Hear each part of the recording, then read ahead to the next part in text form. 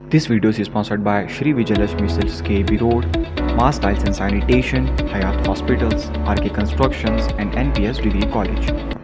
Hello everyone and welcome to our channel Mass Bidar and Hind Media.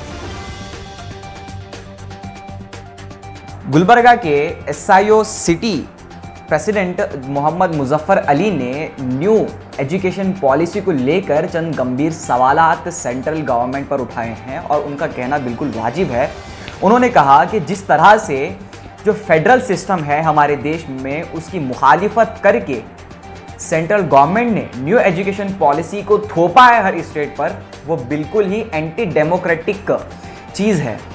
उसके खिलाफ उन्होंने आवाज़ उठाते हुए कहा कि ये चीज़ जिस तरह से पार्लियामेंट में डिस्कस की गई है उसी तरह से विधानसभा में भी इसे डिस्कस किया जाए और उसके बाद ही जो कन्नड़ पीपल हैं, जो कन्नड़ लोग हैं कर्नाटका में रहने वाले या फिर दूसरे स्टेट में रहने वाले, उनके मुताल्लिक़ उन्हें क्या चीज़ें दरकार हैं तालीम को लेकर के, उसके बाद ही वो चीज़ें मुख्तलिफ रियासतों में नाफिज की जाएँ। तो आइए सुनते हैं जनाब मोहम्मद मुजफ्फर अली साहब को।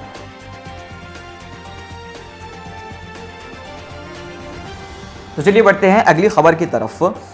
गुलबर्गे के तालुका कालगी में 1350 किलो गांजा पकड़े जाने के बाद एक्स पंचायत चेयरमैन जनाब फेरोज साहब ने एक गंभीर सवालात गवर्नमेंट पर, प्रशासन पर उठाए हैं। उनका कहना है कि कालगी में अब जो 1350 किलो का गांजा पकड़ा गया है उससे कबल भी कालगी में मुख्तलिफ अवैध कारोबार, अवैध धंधे चलाए जाते थे, उसके ऊपर अभी तक किसी ने भी एक्शन नहीं लिया। उन्होंने कहा कि देसी शराब जैसी चीज़ें वहाँ पर गरीब किसानों को परोसी जाती थी और उनकी सेहत से खिलवाड़ किया जाता था। उन्होंने साथ ही ये भी कहा कि अगर इस चीज़ पर एक्शन ना लिया जाए और उनकी बातों को हल्का समझकर छोड़ दिया जाए तो वो आने वाले दिनों में धरने पर बैठेंगे तमाम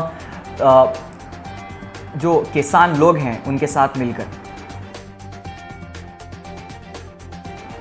तो चलिए बढ़ते हैं अगली खबर की तरफ।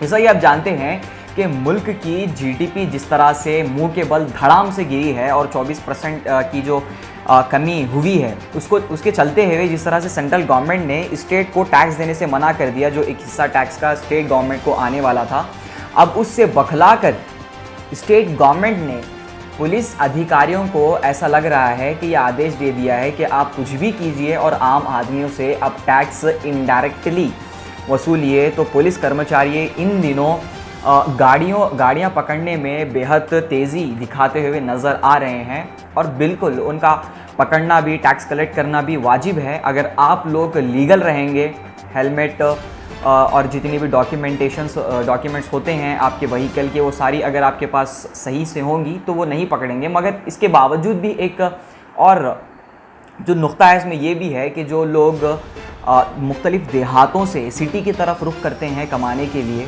दिन में 200-300 कमाने वाले मज़दूर भाई, अगर उनसे 500 रुपये, 1000 रुपये फ़ाइन वसूला जाएगा तो वो बेचारा अपने घर में जो उसके भूखे बच्चे हैं उनके मुंह में लुक़मा कैसे डालेगा।